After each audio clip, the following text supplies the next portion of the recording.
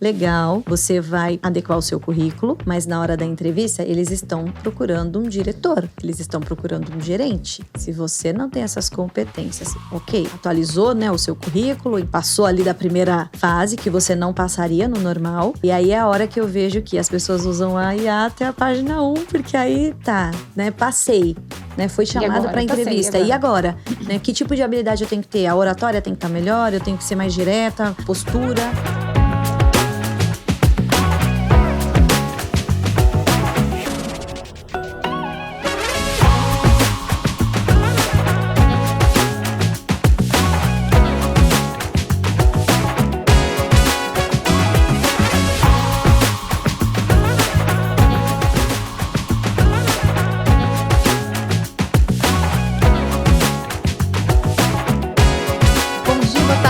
Eu não sei em que momento você está vendo esse conteúdo. Você está na JGTV, que é o seu canal de comunicação, empreendedorismo, desenvolvimento humano.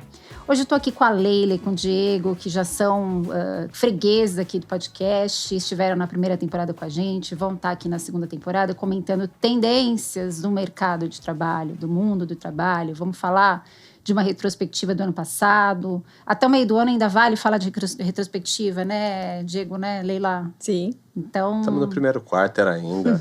Primeiro quarter acho que ainda vale fazer um balanço aí e a gente começar. Bom, 2025 a gente discutiu diversos temas aí como do lado das empresas, marca empregadora, cultura, benefícios, né? E do lado das carreiras a gente discutiu muito modelos de carreira fluida, enfim. Como que está o mercado de trabalho por esses caminhos? Como vocês avaliaram 2025? E o que vocês acham que vem nesse caminho ao longo de 2026? Leila? Bem, que eu tenho percebido assim, que os colaboradores... Ano passado teve aquele impacto da IA, né? Então isso deixou... muitos colaboradores ficaram com dúvidas, né? Vou perder meu emprego? Não vou perder? E... o que eu percebo para esse ano, tanto nas mentorias quanto nos treinamentos, todo mundo já não está mais assustado, os colaboradores com inteligência artificial, não vão... A IA não vai roubar o meu lugar, né, minha profissão. E eu percebo que tornou os processos mais ágeis. Isso da visão dos colaboradores. Então, quem pegou a mão, quem entendeu que veio para facilitar, somar. Então, o que eu percebo hoje, inclusive, antes de vir para cá, eu estava fazendo uma mentoria com uma diretora que ela falou, nossa, como está fluido agora, né? Eu consigo fazer mais coisas em um tempo menor, né? Então, processos de PDI, de feedback. Então, eu percebo que os colaboradores, eles conseguiram se ajustar. Então, ano passado foi um ano meio que de susto, mas se adaptaram. Então, acho que agora, esse ano, a tendência é fazer mais coisas, mas em um curto tempo usando inteligência artificial. Não que vai trabalhar mais, tá? Mas ficou mais fluido nesse sentido. E você, o lado das empresas? Sabe que o empresariado, o empreendedor tem notado, e foi o que eu mais ouvi o ano passado, está difícil mão de obra, está difícil contratar, está difícil ter pessoas que queiram fazer aquilo que as empresas precisam que seja feito para elas se sustentarem, para elas se manterem em pé. Muita coisa realmente mudou, a tendência social, a malha social, ela está ficando mais esgarçada no sentido de pessoas querendo trabalhar menos tempo, as empresas precisando de mais recurso de tempo, recurso de pessoas, e tendo menos disponibilidade. Então essa foi uma reclamação assim, gigantesca de 2025, e é um problema que entra em 2026 não resolvido. A gente teve uma discussão muito forte sobre a geração Z. O que a geração Z está fazendo também nessa malha social, nesse tecido, né, social que a gente vem falando para o empreendedor, para o empresariado, para a empresa. Porque é uma tendência de mudança no consumo, é uma tendência de mudança nas relações sociais, é uma tendência de mudança no trabalho como um todo.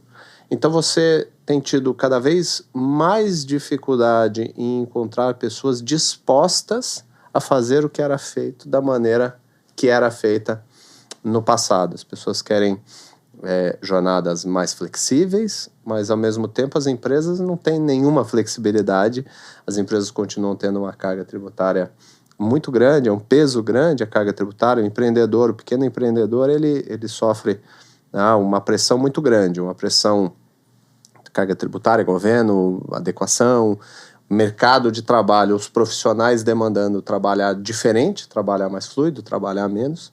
Inteligência artificial faz com que esse jogo se embaralhe mais ainda. Para o pequeno empreendedor, por exemplo, a inteligência artificial já começou a mudar a dinâmica de divulgação do negócio.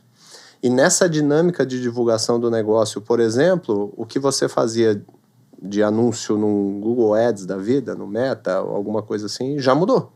Porque as pessoas não estão mais buscando do jeito que elas buscavam. Elas vão lá e conversam com o seu agente de inteligência artificial, com a sua plataforma de inteligência artificial.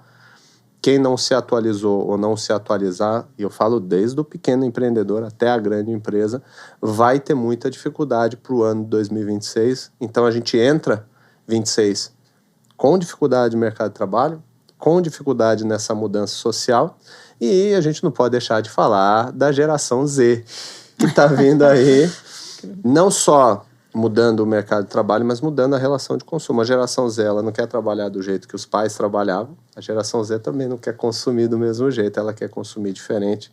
Isso, para quem empreende, para as empresas, também tem a necessidade de estudar, traz a necessidade de estudar esse tema do novo comportamento de quem já começa a mandar nesse mercado e daqui a pouco vai mandar mais ainda. Hoje a gente tem um percentual grande, né, de geração Z nas empresas misturado com as outras faixas etárias, né? Eu mencionei no início as carreiras fluidas, né? Essa possibilidade que as pessoas têm hoje de ter múltiplos vínculos, de você estar em mais de uma empresa, às vezes, por vínculos diferentes, trabalhar por projeto e tal.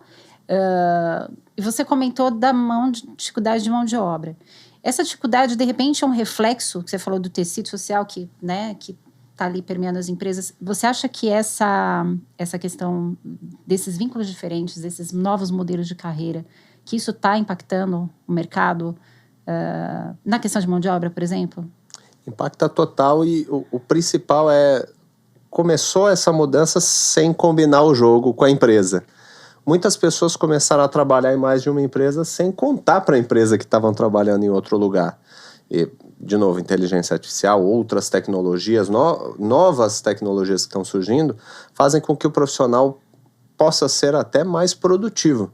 Aí ele deixa de trabalhar para uma empresa só e passa a trabalhar para 2 empresas e não conta para outra empresa, ou para nenhuma das duas, elas não sabem. Isso fez com que, por exemplo, houvesse um refluxo muito grande no trabalho remoto. Sim.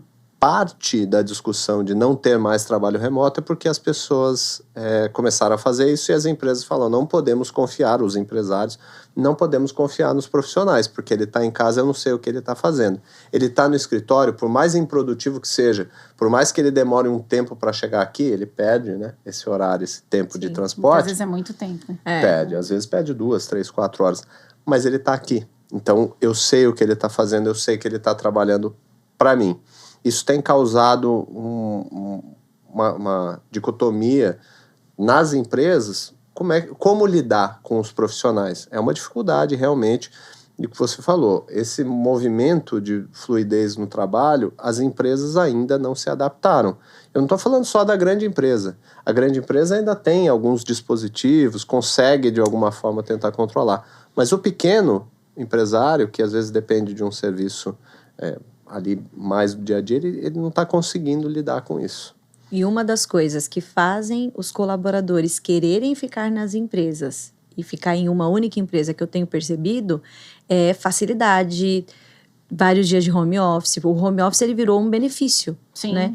Então, você está entregando tudo, os projetos, pode ficar em casa. Então, o que eu vejo que as empresas que conseguem, né, fazer com que os colaboradores fiquem nas empresas, o que os colaboradores têm me trazido nas mentorias, em palestras, workshops que eu participo, é isso. Eu gosto de ficar aqui porque aqui eu tenho liberdade, eles confiam em mim. E é muito ouvir o que os colaboradores, porque cada geração vai pedir uma coisa, né? Então tem geração que é money, tem geração que, eu quero flexibilidade, quero trabalhar da Bahia, ficar um mês fora e é isso.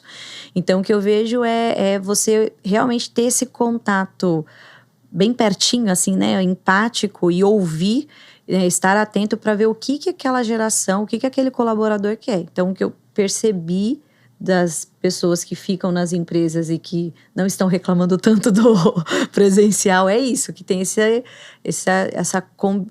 existe esse combinado, entendeu?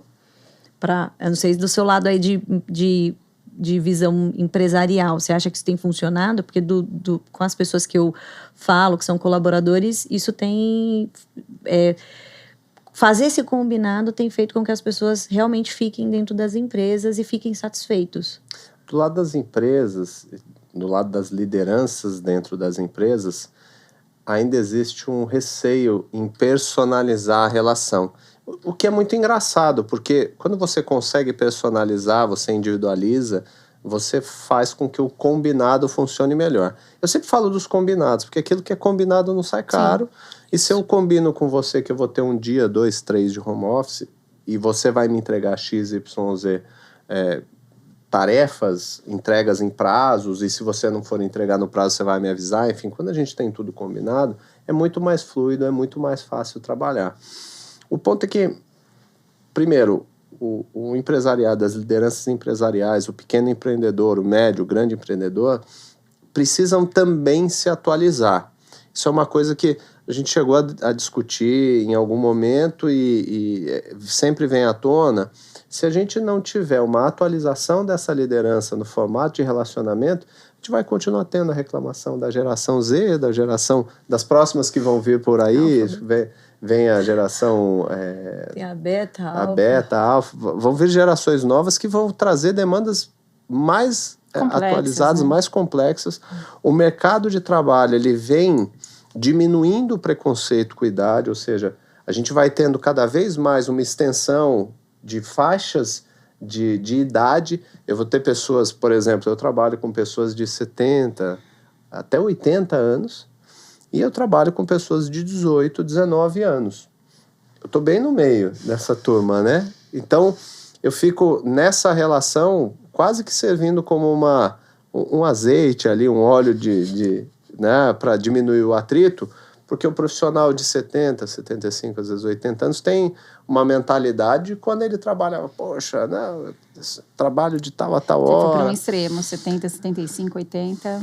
Mas é uma realidade. É uma realidade. Que tem e cada vez mais, porque assim, a aposentadoria passou longe, né? Passou longe por vários motivos, seja porque a Previdência não suporta mais, seja porque a longevidade aumentou em termos de qualidade de vida. Sim. Estamos falando que as pessoas vão avançando. Poxa, a minha avó era minha avó e era velhinha, hoje ela tem mais de 90, graças a Deus está com a gente, fico super feliz por isso, mas ela já era velhinha com 50 e poucos anos.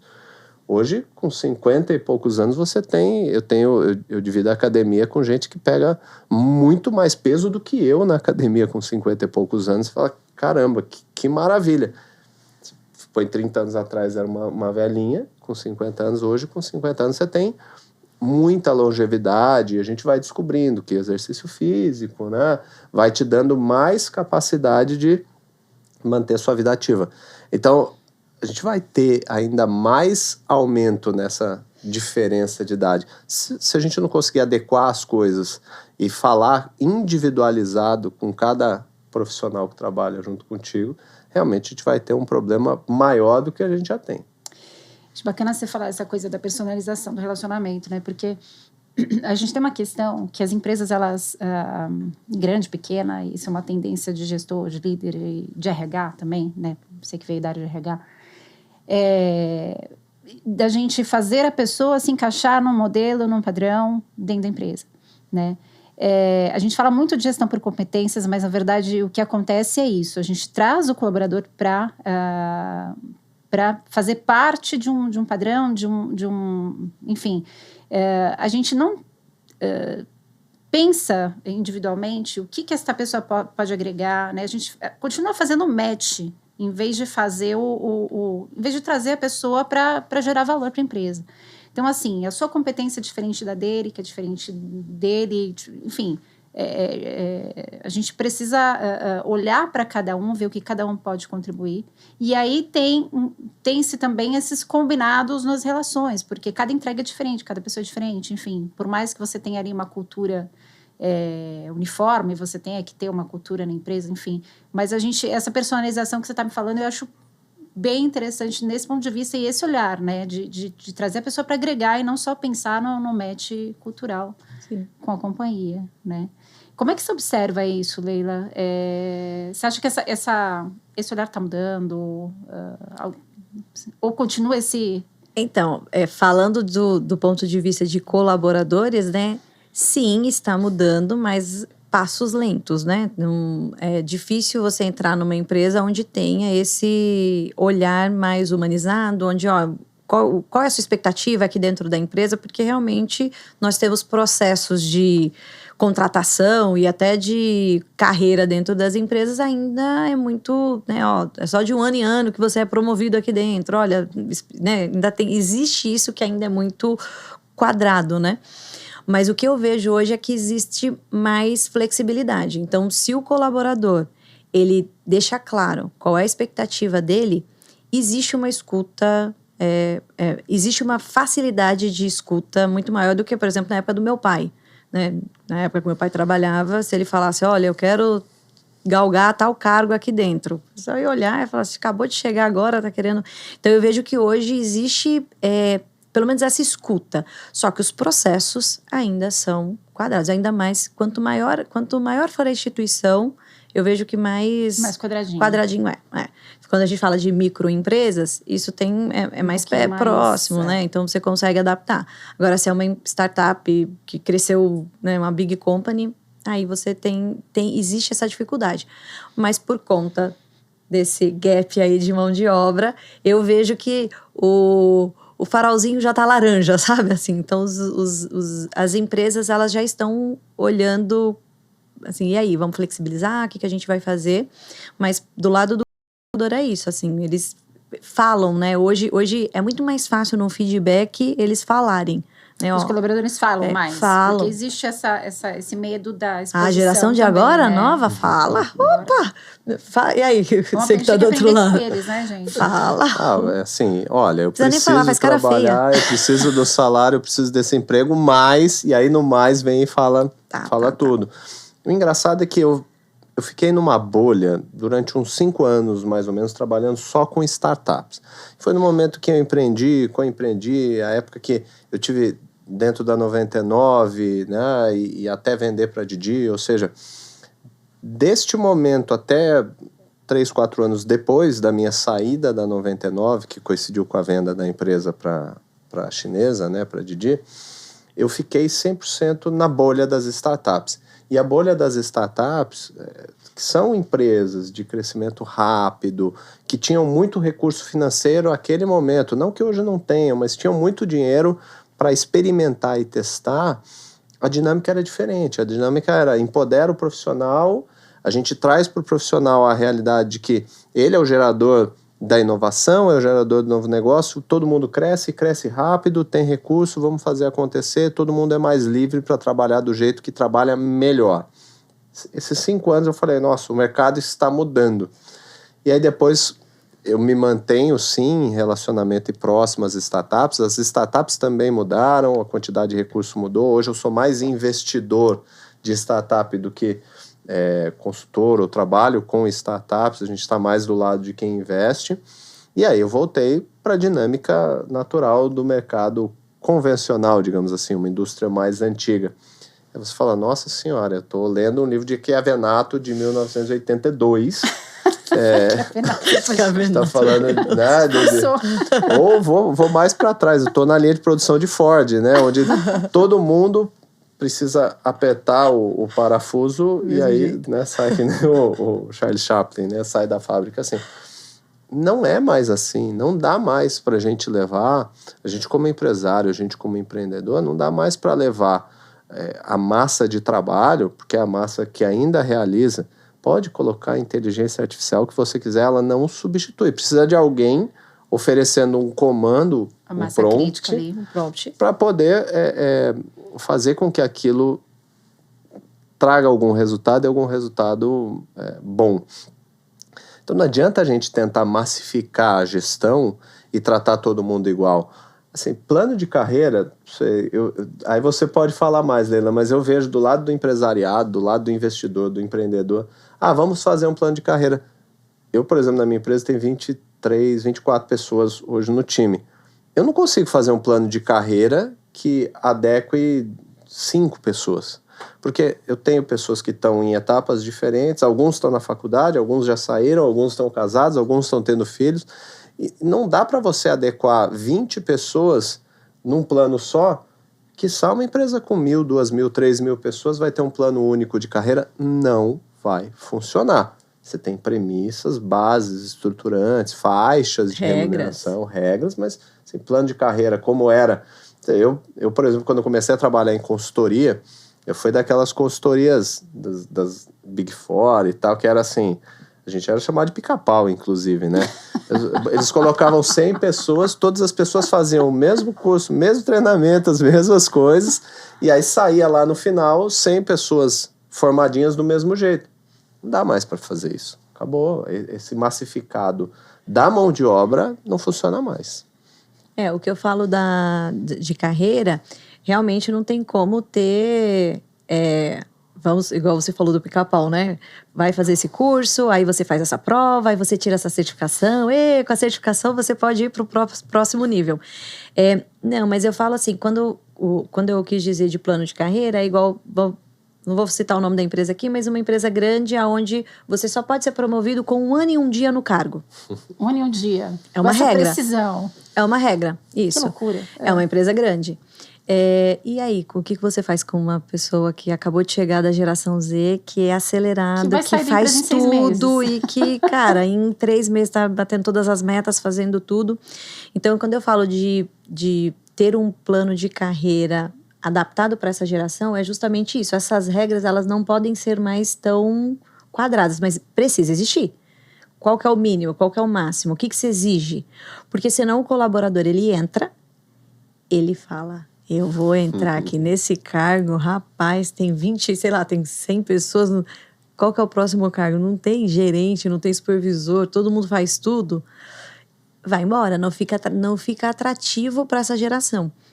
Então, o que eu vejo o que os colaboradores buscam é justamente assim, precisa ter alguma regra. Porque aí ele sente assim, opa, então de 3 em 3 meses existe um PDI que seja, um feedback. Uma clareza, né, de onde ele vai chegar. Para onde o que ele precisa fazer. Não precisa ser tão quadradinho assim, precisa ter essa certificação e tudo. Mas o que eu vejo é isso, eles buscam isso, assim, para onde, né? E uma coisa que os colaboradores de hoje em dia, ainda mais essa geração busca, é propósito. Eles olham muito para o que a empresa faz, o que aquela empresa prega, e se não for adequado com os valores dele, essa geração é muito mimizenta, vou falar isso, né? É uma geração que tem isso, assim, tem isso forte. Então, se não tiver de acordo com os valores com que acredita, eles não ficam. Uma coisa que eu vejo muito. Você também tem essa percepção do lado da empresa? Como líder, eu sou muito... eu gosto muito, e eu vou falar pessoalmente dessa geração, porque é uma geração que tem personalidade. Então, eu sempre falei, falo pro meu time, falo muito com meus sócios sobre isso. Eu prefiro uma pipa para puxar do que uma pedra para empurrar. Então, eu tenho... Por exemplo, ligado comigo hoje, eu tenho uma pessoa da geração Z, que é uma pipa que fica o tempo todo puxando, fazendo maluquice, não pede licença, pede desculpa depois, mas não pede licença, vai fazendo, depois que fez, toma a porrada que for, mas também não se importa em, tá errado, preciso mudar, que comportamento, como eu preciso mudar. É mais fácil lidar com isso do que lidar com uma pessoa que parece, né, que fica dentro de um quadradinho, fica toda encaixadinha, escondida ali. É uma geração, é um perfil, uma personalidade que, para quem é empresário que está acostumado, para quem é líder que está acostumado a lidar com gente mais sênior, mais madura, é mais fácil. Eu, por exemplo, sentado em mesa de conselho, falo com o presidente de empresa. né? Estou ali fazendo questionamentos e discussões com presidentes de empresa. Aí quando eu vou falar com alguém que você tem que ficar com cuidados para falar, não é falta de respeito ou coisas assim, tem que ter respeito sempre, mas você não pode ser assertivo num feedback, olha, isso aqui não tá bom. Quando você fala isso para um CEO, tá tudo bem. E quando você fala isso para essa geração nova, para essas pessoas que estão chegando no mercado de trabalho, tá tudo bem também. Elas normalmente conseguem receber um bom feedback. O que eu percebo que falta para eles é não ter feedback. Quando não tem feedback, quando eles não sabem, ficam perdidos. Aí não sabe para onde vai. Então, também o propósito é muito forte, eu vejo isso. Mas principalmente saber qual é o meu termômetro, se eu estou bem, se eu não estou. Eles querem saber. Eles querem receber um retorno sobre o que eles fizeram. Né? Se você ficar em silêncio, para eles é terrível. É a morte. É crítico. Não fique em silêncio. Nisso eu observo uma tendência também, né? E isso também está amparado em estatísticas, em números aí, em pesquisas de PTW, GUP, etc. Gente com quem eu tenho conversado aí, que vai estar no podcast em breve. Uma tendência das empresas a pensarem mais no desenvolvimento do colaborador, do profissional, né? Também pensando... E aí sim, né, pensando em trilhas personalizadas, pensando no desenvolvimento de uma forma um pouco mais flexível, né, para que tenha essas diferentes gerações envolvidas nesses treinamentos, nesses conteúdos. Como vocês observam na prática de vocês, nas consultorias, enfim, do lado das empresas e por parte dos profissionais? É uma realidade, de fato, as empresas estão se preocupando em oferecer essas trilhas formativas, esses planos de desenvolvimento. É uma demanda efetiva do colaborador, por parte das empresas. Qual o olhar sobre isso? É investimento? É custo? Ainda é custo? Ou já é investimento? Como que está esse olhar sobre esse tema? Do lado das empresas, a maioria não olha para isso ainda. Ou não olha como deveria. Isso é uma realidade. O pequeno empresário, o pequeno empreendedor, ele ainda está lutando para sobreviver nesse mar de mudanças que a gente acabou de comentar. Mudança de mercado, mudança da própria força de trabalho, das relações sociais. E é muito interessante a gente ver que a inteligência artificial veio para melhorar, mas está causando, inclusive tem um estudo recente do Gartner que fala isso, está causando mais ansiedade e mais dificuldade. As pessoas estão ficando cada vez mais ansiosas porque é um volume de informação muito grande que vem, que as empresas não conseguiram se adequar. Então, se elas não conseguiram se adequar em termos de gestão, dos seus processos, dos seus resultados, quiçá, quem dirá que elas vão conseguir fazer uma trilha de treinamento bem estruturada. Por mais que hoje possa ser mais fácil, porque você coloca, utilizando as ferramentas de inteligência artificial, toda a sua base de dados, base de treinamento, as trilhas e os caminhos, a própria inteligência artificial vai te ajudar a construir alguma coisa melhor e mais individualizada. Por exemplo, a gente tem ciclo de avaliação, e o nosso ciclo de avaliação ele já está conectado com a nossa estrutura, a nossa base de AI, e dentro da nossa base a gente, além de gravar o ciclo todo, a gente grava as reuniões, isso já gera um relatório, esse relatório base já vira insumo para a gente tomar uma decisão no plano de desenvolvimento individual, que antes era todo manual, a gente fazia o Excel e tal, para cada um. Hoje isso tudo fica muito mais automatizado, mas ao mesmo tempo a gente vê as empresas que ainda não conseguiram fazer nenhum grau de automatização, e a maioria não conseguiu fazer nenhum grau de automatização para esse tipo de decisão, tomar decisão ou avaliação, acompanhamento, elas estão completamente perdidas nesse sentido.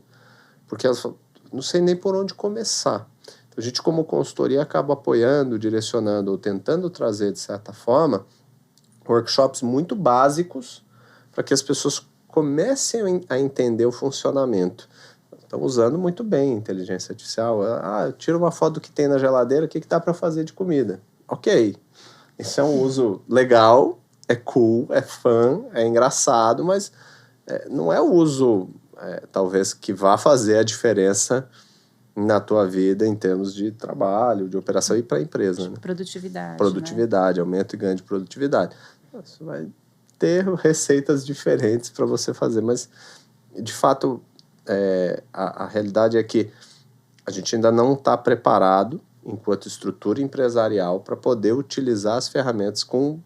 Eu não estou falando nem todo o potencial é muito grande, mas nem 5% do potencial a gente está preparado para usar. Essa, pelo menos, é a percepção que eu tenho do lado dos empresários. Não sei como é que os funcionários eles estão usando de forma independente as ferramentas. A maioria dos colaboradores tem buscado mentoria, testes de soft skills, de inteligência artificial, de inteligência emocional, de DISC. Então, eu vejo que a maioria dos colaboradores, eles que buscam se desenvolver, já de olho em algum cargo ou pensando em crescer na carreira, justamente porque não tem esse plano de carreira, não tem isso tão desenhado. E aí o que eu vejo muito é isso, assim, vai de cada colaborador. Então, tem aquele colaborador que entra na empresa e...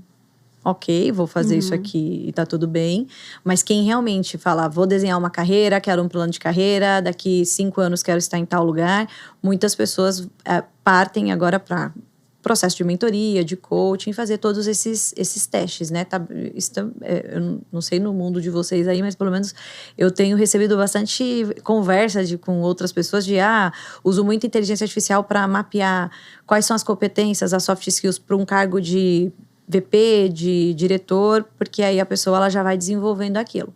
Então, o que eu vejo muito vem de protagonismo mesmo da própria pessoa na carreira, né? E que, de certa forma, agora falando aqui dessa geração, né? Que bom, né? Porque... Que bom, um pouco de autoconsciência no protagonismo da própria carreira, da tomada de decisão. Só que não é algo unânime, né? São algumas pessoas que focam nisso, né? Não são todas as pessoas. Mas eu vejo que tem mais iniciativa agora do que na época, por exemplo, que eu entrei no mercado de trabalho. Falta da facilidade. Quando a gente entrou no mercado de trabalho, as pessoas estavam acostumadas à massificação, né? Então, qual é o plano de carreira? Que plano de carreira a empresa tem para mim? A empresa se aproveitava disso, de certa forma, porque fazia com que você, de fato, tivesse dentro de uma linha de produção de profissionais, linha de produção de conteúdo, de conhecimento para esses profissionais. Era mais fácil, sem sombra de dúvida. Mas, ao mesmo tempo, também você tinha profissionais mais passivos, profissionais que não se importavam muito em assumir o protagonismo.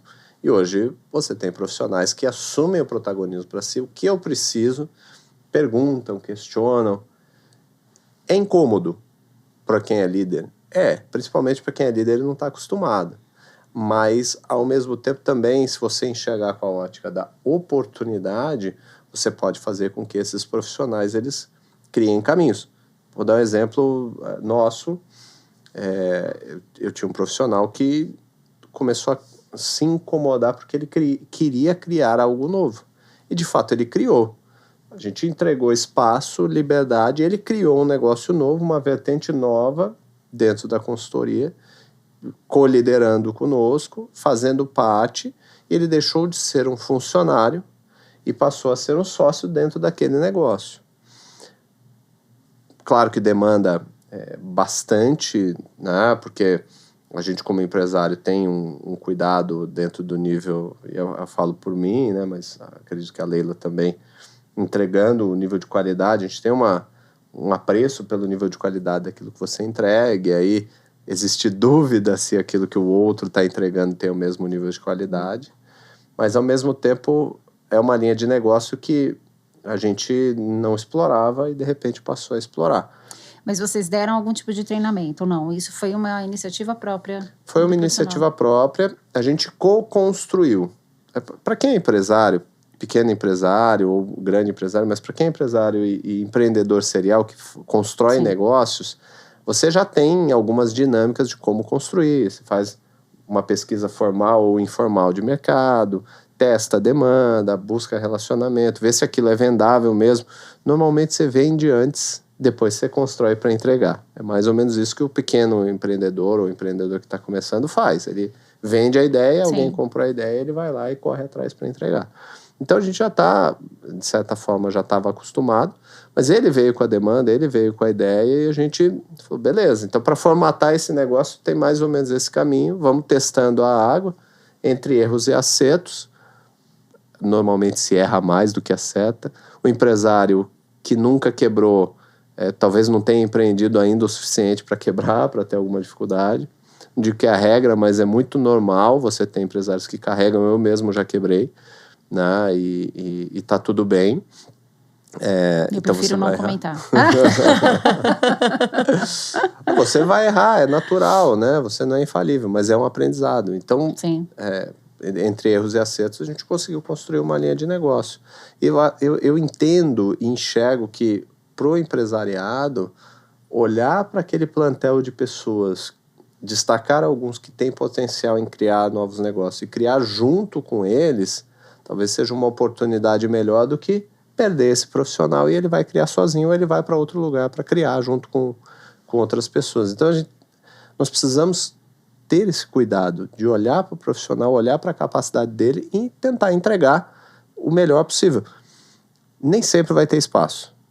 A gente, por exemplo, já criou, eu falo, meu sócio em 20 anos que a gente está junto fazendo coisas juntos, a gente já criou diretores, já criou outros empresários, assim, mas, poxa, nós gerimos mais de 600, 700 pessoas ao longo desses anos. Então, muitos deles acabaram, a curva de crescimento da empresa e a curva de crescimento do profissional não era a mesma, seja para mais do profissional ou para mais da empresa, a gente precisa entender e adequar isso. Legal. Você estava falando aí da questão dos colaboradores passivos, né? Eu lembro, eu tenho 47 anos, né? Meu primeiro cargo de liderança, me entregaram assim, vai, né? Na área editorial, vai. Só vai. Um chute na Toma que o filho é bunda, seu. né? O que é isso? Não sei, só faz. E aí, assim, eu nunca desperdicei a oportunidade, inclusive, de fazer, desculpa a expressão, de fazer merda, né? Nunca desperdicei nenhuma oportunidade. Aí eu fui, mas e a minha indignação, porque a empresa estava me dando um pontapé, né, sem qualquer suporte, sem nenhum tipo de treinamento, sem dizer exatamente o que ela esperava de mim, em termos de negócio ou em termos de gestão, enfim, só vai lá, você vai ser gestora, você vai ter uma equipe com 15 pessoas, eu tinha 20, eu estava na casa dos 20 anos, né, então isso não é uma coisa simples, né, para quem está chegando praticamente no mercado de trabalho. Eu fui líder muito cedo. Então é uma mudança de mentalidade total, né? Porque se eu fosse da geração Z, por exemplo, se eu estivesse falando de alguém da geração Z, eu já estaria, tá bom. Então eu tenho aqui 15 funcionários, o que eu tenho que fazer, o negócio é esse, o que eu posso agregar, o que eu posso... Eles têm um pensamento sistêmico, uma coisa diferente, né, do que a gente, geração X, trazia, né, pro mercado de trabalho, né? É que a geração, a nossa geração, né? A gente abraçava a causa como se fosse dono, né? Nossa, a dor era nossa. E agora, os colaboradores hoje em dia têm horário para entrar, horário para sair. O problema é da empresa ali, né? Então, eles são só um meio. Então, o que eu vejo de diferença dessa geração para a geração passada é que antes a gente pegava o problema pra gente, assim, a gente, né? se preocupava muito com o esforço. Com o esforço, né? isso. E eles se preocupam com entrega. Eu percebo que tem essa diferença de mentalidade, né? Que não importam os meios, importa o resultado ali, você vai... Se eu vou para a nossa geração, vamos trabalhar 8 horas por dia, 10, 12. Para eles é melhor 1 hora, focadíssimo, entreguei o melhor, tá feito. Né? Então, tem esse diferencial aí. A dinâmica do empresariado, olhando para isso, principalmente quem tem ainda a dor de dono, quem é o dono do negócio, enxerga como não estão dando valor para a oportunidade que tem. Quisera eu ter a oportunidade que 5, 10 pessoas do meu time têm. Eu talvez não tenha tido tantas oportunidades, as que eu tive eu aproveitei muito melhor do que eu vejo algumas pessoas aproveitando. Tá? A diferença talvez é que eles não querem trabalhar, viver para trabalhar. Eles querem trabalhar para viver. Tá? Então tem uma diferença que não é só semântica. Sim, sim. A Leila falou, a pessoa quer morar no litoral e ter uma qualidade de vida e de lá vai trabalhar, mesmo que ganhe menos. Isso é uma realidade, assim, absurda. Eu tenho discutido muito sobre isso. As pessoas... teve o caso daquele banco que cresceu muito rapidamente, o roxinho, né? Uhum. Vamos voltar e vai voltar para o presencial e acabou. Mas o CEO tá lá morando onde ele quer. E eu abro um escritório aqui. Porque ele é o CEO. Tá certo? Tá errado? Não tô discutindo isso, mas o ponto é que tem muitos profissionais ainda hoje e amanhã, que eu estou conversando, entre hoje e amanhã estou conversando com alguns que, olha, para mim não dá nesse movimento. Eu mudei minha vida toda, estou num outro lugar, eu entrego muito bem no remoto, não vou ficar no presencial, vou ganhar menos no remoto. Se você pensa numa realidade em São Paulo, por exemplo, o custo do aluguel, transporte, tempo, alimentação, tudo é mais caro. Cidade de São Paulo, cidade do Rio de Janeiro, os grandes polos, os grandes centros. Para Caraí você tem outra vida. Muitas pessoas, muitos colaboradores estão indo para o interior preferem ganhar menos porque o custo de vida é menor. Ganham menos, custo de vida menor, vivem melhor. Então, você tem uma perspectiva em que os valores daquilo que você quer... Poxa, eu tinha o sonho de ser gerente. Para que eu cheguei na cadeira de gerente, eu também não sabia muito bem o que eu ia fazer lá. Agora eu sou gerente e agora? O que eu faço, né? Falando de 20 anos atrás, mas o meu sonho era esse. Vou ser gerente, aí eu sou gerente. Mas eu tinha esse sonho. Hoje, eu tenho conhecidos que declinaram. É a área de tecnologia mesmo. Ninguém quer ser gestor. Quer ser gestor. Diretor, eu gerente, não, quero fazer o meu aqui, entrego o meu resultado. Eles querem ser técnicos e beleza, programar e entregar. A gente como empresa, como empresariado, como empreendedor, a gente precisa compreender essa dinâmica. E como é que a gente trabalha com isso? Sempre falo, toda mudança ela traz ônus e bônus, ela traz dificuldades e acertos. Na chuva, tem gente que fica com medo de sair, tem gente que está vendendo guarda-chuva, tem gente que está chorando, tem gente que está vendendo lenço. Então, se a gente olha para as oportunidades dessas mudanças, as oportunidades são inúmeras. A gente cresceu, por exemplo, muito na época da pandemia, onde teve gente que fechou os seus negócios. Não estou falando que qualquer negócio era apto a crescer, mas, por exemplo, um restaurante que não podia mais abrir, teve que se adaptar, virar o seu negócio para delivery e ganhou uma nova linha. Tem restaurante que reestruturou o modelo de negócio, tá com uma dark kitchen, ganhando muito mais dinheiro fazendo entrega do que mantendo uma estrutura de um restaurante ali para, né, com mesa, garçom, enfim, né? Mas estar preparado. Eu me lembro no começo da pandemia, no teu sócio, a gente falou, olha, 3 meses, ninguém vai ter retirada, vocês aguentam, todo mundo aguenta, a gente tem o recurso até o período tal, vamos ver o que vai ser e vamos olhar para as oportunidades. A gente cresceu 8, 9 vezes de tamanho, em termos de faturamento, a gente cresceu 20 vezes o que a gente era e manteve esse crescimento durante esse período. A gente se preparou, a gente fez apostas também arriscadas algumas, a gente se preparou e a gente conseguiu crescer. Não existe crescer sem tomar risco, né? E isso falando do ponto de vista empreendedor e falando do ponto de vista de carreira, né? Não tem como... Né, assumir um cargo novo é um risco. É um risco. Né? Um cargo de liderança é um risco. Um cargo novo, uma nova oportunidade, uma nova empresa, um novo desafio. Sempre vai ter o risco. Quanto maior o risco, maior a chance de ganho também. E aí, qual é o teu perfil? Qual é o teu apetite a risco? Eu vejo o brasileiro como alguém muito apto a tomar risco. Muito arrojado, né? Arrojado. O brasileiro é super arrojado e é reconhecido por isso mundialmente falando. Sim. Para o bem e para o mal, né? Eu sou muito positivista nesse sentido. Para o bem e para o mal, mas eu tento sempre enxergar que isso é oportunidade. Sim, né? Oportunidade. E o brasileiro é reconhecido por isso, mundialmente falando. Assim, a gente lida com empresas e pessoas de muitos lugares do mundo. E a oportunidade que o brasileiro tem, o espaço, o Brasil é um país gigantesco, de proporções continentais, com oportunidades de proporções similares. Qualquer coisa que você faz, o Brasil é terra fértil. Sim. Semente onde você joga, ela tende a brotar.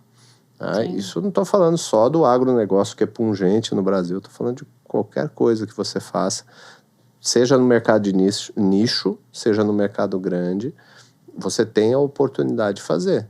Você escolhe o tamanho do seu negócio. Quando a gente fala do empreendedor, né? Tem uma coisa que a gente chama de lifestyle business, né? Que é o negócio para o tamanho da tua ambição pessoal.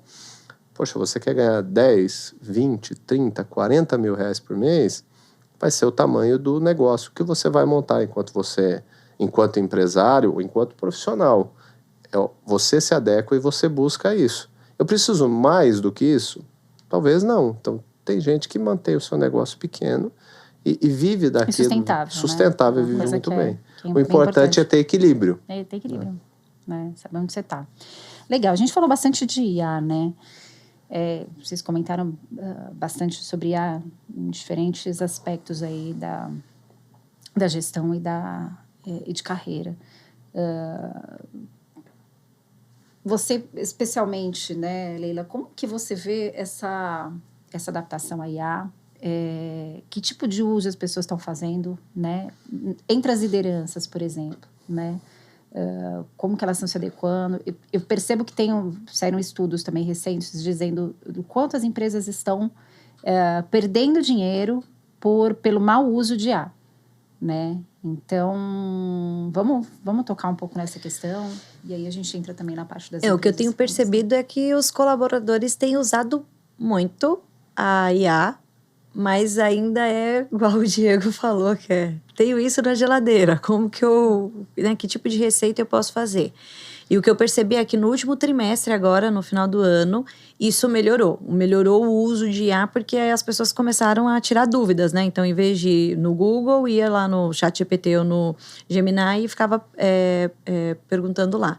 Então, o que eu percebi é que de uns 3 meses para cá, melhorou o uso, a qualidade do que se pergunta, porque entenderam que se eu tiver um prompt ou se eu ir colocando, explicando o problema que eu tenho aqui, a IA ela é muito mais assertiva. Então, eu percebi que houve essa evolução de, no início, só usar para tirar dúvidas ou coisas banais, pesquisas, né? E agora, realmente, estão usando a inteligência artificial para realmente raciocinar. Então, houve essa evolução. Mas não é todo mundo ainda tem gente que está lá na curva do aprendizado. Então, eu vejo que depende da prática de todo mundo. Mas se eu pudesse colocar uma porcentagem aí dos colaboradores, das empresas que eu dou treinamento, enfim, de carreira que eu tô falando, assim, eu colocaria uma porcentagem assim, de uns 60%, 70% das pessoas já estão usando muito melhor a inteligência artificial do que há 4, 5 meses atrás. Pelo menos essa é a minha perspectiva do lado de cá. Porque antigamente... vou pegar 6 meses atrás, tá? Esse antigamente é ano passado. A pessoa pegava o currículo, colocava no ChatGPT e coloca o que devo melhorar. Agora não. Pega o job description da vaga, coloca lá. Estou me candidatando para essa vaga de tal empresa. O meu currículo é esse. O que preciso melhorar no meu currículo ou me adequar para ficar mais funcional para essa vaga, onde eu tenha mais probabilidade. Então... pega o link do LinkedIn. Então, eu vejo que hoje as pessoas, elas estão sabendo, acho que é a prática também, né? Sim. Estão usando com mais sabedoria. Porque antes era só, preciso arrumar meu currículo. Arrumava e ficava nisso. Agora não, agora é mais personalizado. Pelo menos do lado de cá eu vejo que houve uma melhora significativa, assim, muito. Você falou dessa coisa do mapeamento de competências, né? Como que você vê esse uso para mapear competências? Tem muitas empresas, aí falando do lado de empresas, né? Porque eu também presto, você está falando dos colaboradores. Não, dos colaboradores, deles buscarem, deles verem ali o que eles precisam fazer para se desenvolver para tal vaga, ou para, enfim, existe esse uso, essa busca? Dentro da IA, não. Geralmente eles... pedem recursos externos, né? Então, ou uma mentoria, ou um coach. Dentro da IA, o que eles pedem muito é testes, né? Então, que tipo de teste eu posso fazer? Aí, tem vários testes que você consegue dentro da inteligência artificial para mapear soft skills, carreiras, né? De habilidades para certo tipo de carreira que você queira galgar dentro de uma empresa. Mas dentro eu nunca fiz da... essa pergunta, mas você consegue fazer o DISC pelo Sim, ChatGPT? sim. Jesus amado, Sim. acabou a consultoria DISC, acabou. Não, mas não é tão assertivo. Eu sou consultora DISC, não é tão assertivo e não vem com tanto detalhe. Mas você consegue, por exemplo, sei lá, tenho 300 currículos. Você consegue mandar os currículos lá e tentar mapear, porque pela forma de escrita você já consegue saber mais ou menos o perfil do colaborador. Então, se você tem uma vaga mais criteriosa, mais dominante, e aí, por isso que eu falei do uso de IA, porque, sei lá, às vezes a pessoa está se candidatando para uma vaga de gerente, então no job description está lá falando a função do próximo cargo, né, do cargo que ela se candidatou.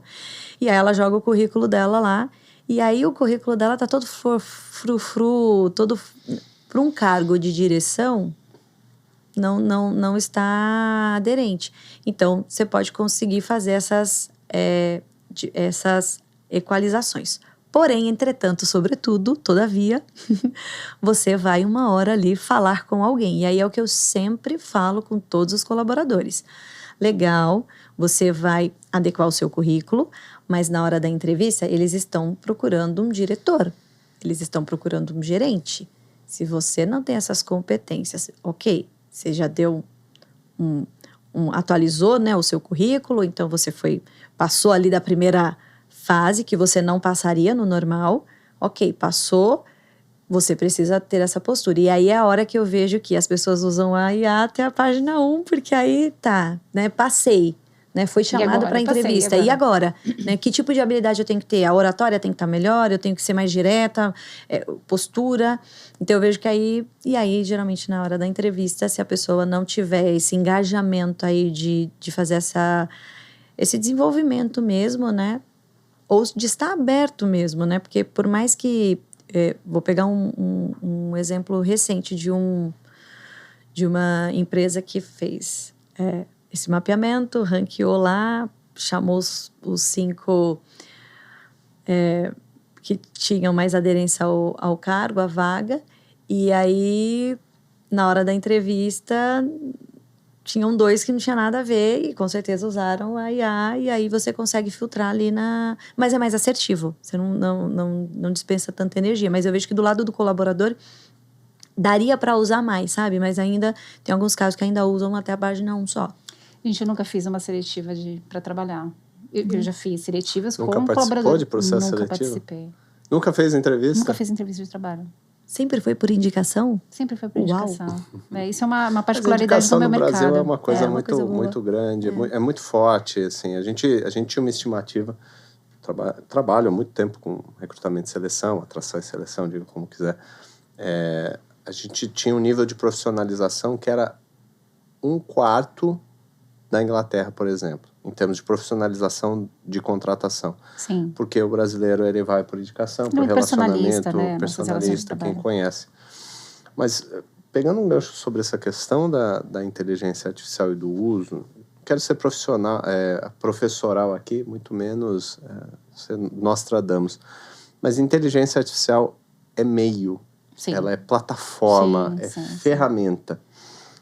Quando a gente olha da empresa, do lado da empresa, o papel da empresa com a inteligência artificial é oferecer plataforma.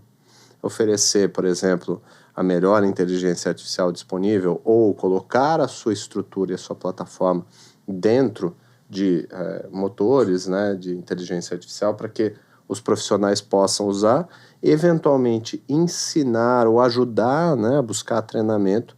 Mas no final das contas é uma coisa muito individual, muito personalista. É o indivíduo, não é a empresa. A empresa não muda o seu processo pela inteligência artificial. São as pessoas. Eu costumo comparar a internet. Inteligência artificial é a mesma coisa que foi a internet lá nos idos de 2000. Começou aquela coisa hype, internet, e as pessoas não usavam. Ninguém usava internet. Quem usava internet?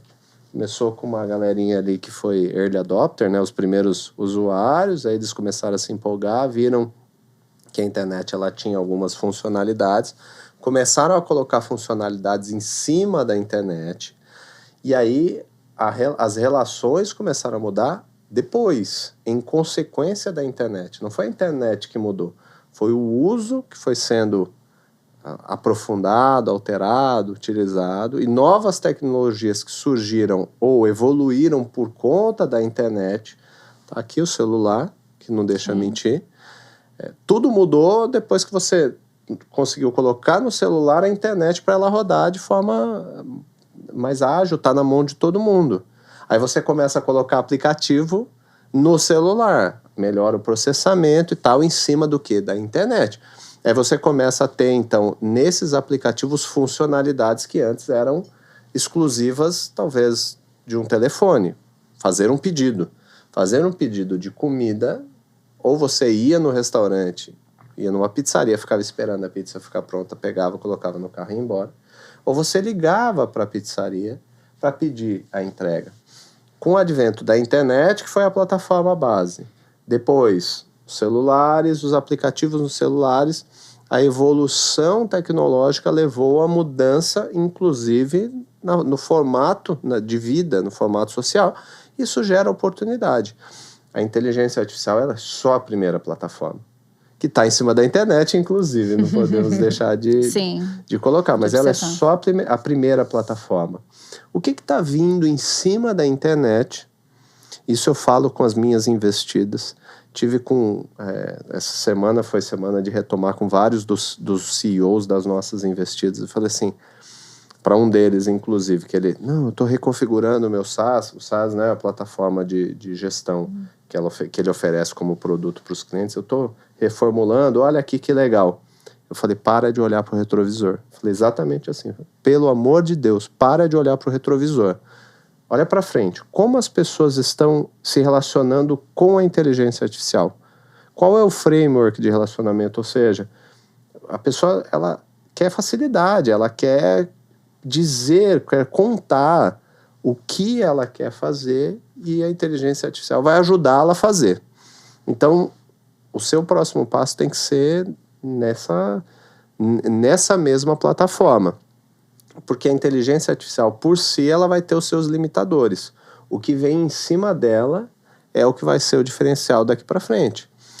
E tem que olhar, inclusive, com essa visão de personalização de tudo, né? Então, quer dizer, é uma solução que está vindo por cima da IA, mas o que ela agrega para mim? Né? Como que eu posso adaptar isso aqui ao meu negócio, né? Acho que é um pouco esse olhar também, né? Não é, a gente não está indo mais para o mercado buscar solução pronta. Você já criou o seu parque de agentes, por exemplo? Sim. Você já tem o seu? Não. É uma delícia. Parece que eu estou comandando uma empresa. Você automatiza coisas que a minha agenda, por exemplo, eu tenho um agente que só fica controlando minha agenda. De manhã ele manda as tasks para mim. Parque de agência é o nome? Parque de agentes. Parque de agentes. Porque você, agentes. dentro da estrutura da plataforma de inteligência artificial, você faz agentes. Você não precisa mais ficar repetidamente dizendo para ela o que fazer. Então, por exemplo, eu tenho na minha agenda hoje de manhã, um dos meus agentes, que é quem cuida de agenda, me falando, olha, você vai fazer a gravação com a Leila e com a Jo Goiano, com o endereço, você precisa sair mais cedo, porque vai pegar trânsito. Você fez específico para agenda. Específico para agenda, ele cuida da agenda de uma maneira mais ampla, como se fosse uma secretária executiva.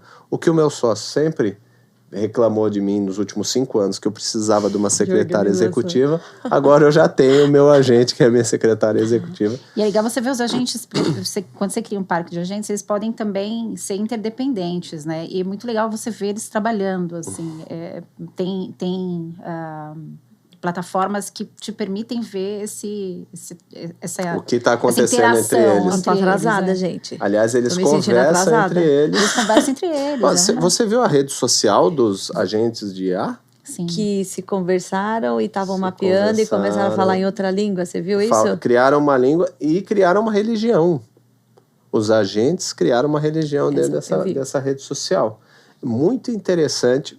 Claro, tudo isso, se você desliga da tomada, ainda dá para desligar da tomada. Ainda dá, né? tá?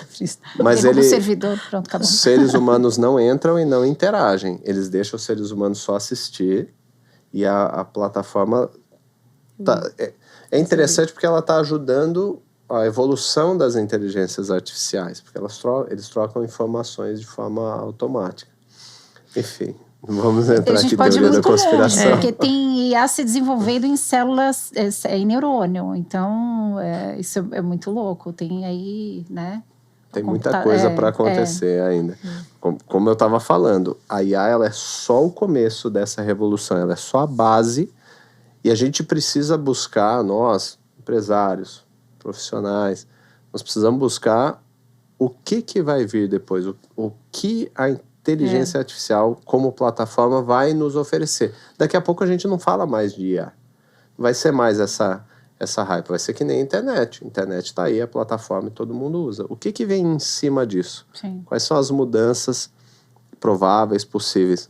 Nós, empresários, eu falo do lado da empresa, a gente tem que estar muito atento para isso. A gente precisa olhar para isso o tempo todo. Tem que se atualizar e tem que saber o que está acontecendo. Legal. Eu acho que um último tema que a gente poderia focar, vendo que a gente está finalizando, saúde mental. Né? Como as empresas estão trabalhando saúde mental, a gente está aí com a realidade da NR1, que é a nova norma que vai mapear e meio que exigir das empresas, né, que elas tenham plano de ação com relação a riscos psicossociais.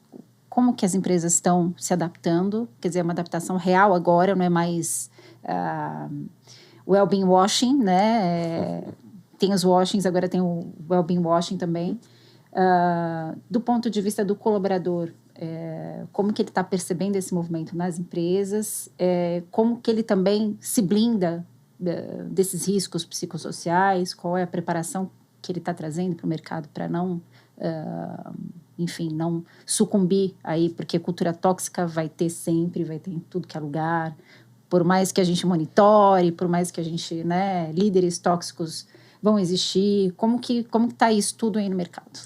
O que eu tenho percebido do ponto de vista dos colaboradores, eles ainda estão um pouco cismados, né? Eu fiz bastante passei bastante mapeamento de risco psicossocial, então ainda existe aquela, será que a empresa vai usar isso para quê, como?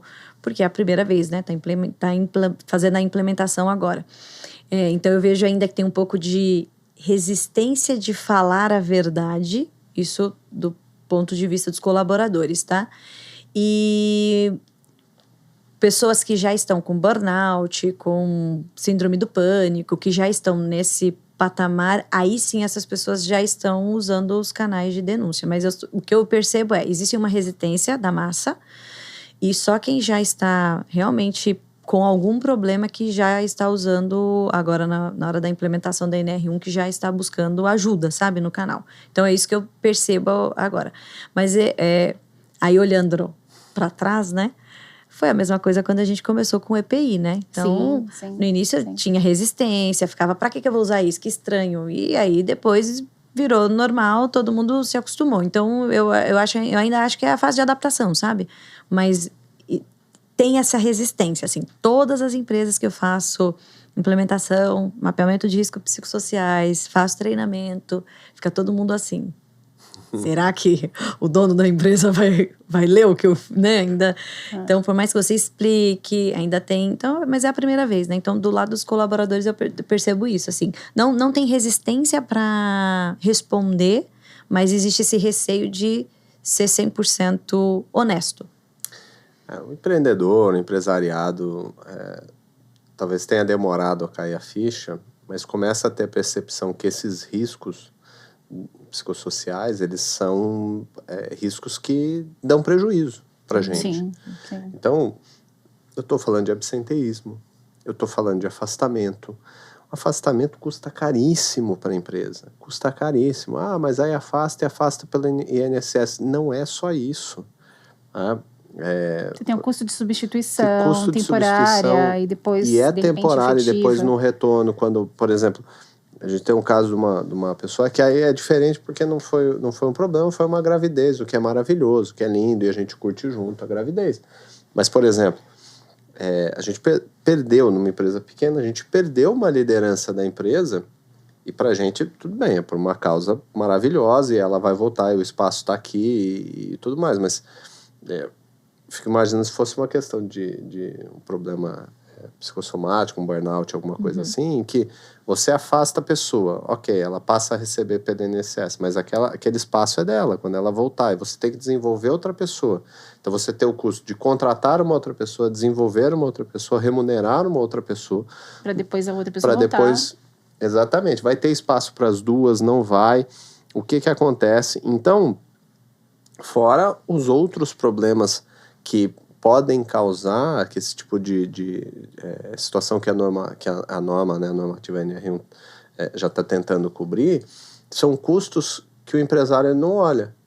Mas o empresário que está ligado, o empreendedor que pensa nisso, já está há muito tempo discutindo como é que eu posso ter um ambiente melhor. Um ambiente melhor melhora a produtividade. Melhora a tua produtividade, melhora o teu resultado. A gente falou sobre isso na conversa na temporada passada. O pessoal está discutindo o final da jornada 6x1, provavelmente cai esse ano. Eu já estava discutindo jornada 4x3. Claro que tem alguns casos que não dá, mas em algum momento, uma jornada que você reduz, principalmente quando você usa muito o conhecimento, né, o trabalho mental mesmo, talvez trabalhar 4 dias na semana vai ter um rendimento de resultado muito maior do que uma pessoa trabalhando 5, trabalhando 6 dias, né? Então essa discussão ela precisa ser muito mais em termos de produtividade, em termos de resultado. O quanto custa absenteísmo, quanto custa uma substituição, um afastamento para a minha empresa, do que, poxa, lá vem mais uma norma, né? Se tem placa, porque tem história. Se tem norma, é porque precisa. Se tem fumaça, porque tem fogo. Exatamente. E eu vou além, né? Não sei se vocês vão concordar comigo, mas a questão é a seguinte, risco psicossocial faz parte de um pool onde a gente monitora a segurança psicológica da empresa como um todo. Sim. Se você não tem segurança psicológica na empresa, você não tem inovação. A pessoa não abre a boca para falar.